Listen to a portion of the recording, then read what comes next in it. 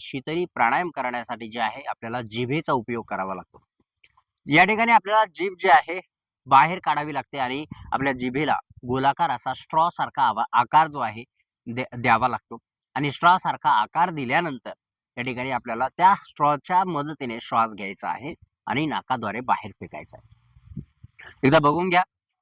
जीभ बाहेर काढायची आहे, तिला गोलाकार करायचा आहे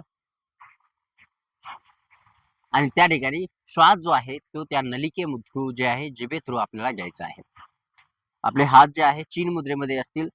अशा पद्धतीने पाठीचा करा सरळ, जीभ बाहेर आणि श्वास घ्या.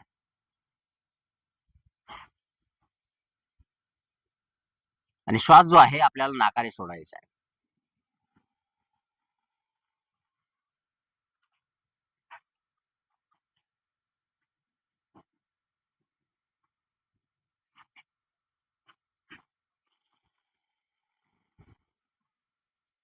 चार ते 5 वेळा केल्यानंतरच तुम्हाला त्या ठिकाणी थंडावा जो आहे तुमच्या तोंडामध्ये, घशामध्ये या ठिकाणी जाणवायला सुरुवात होईल.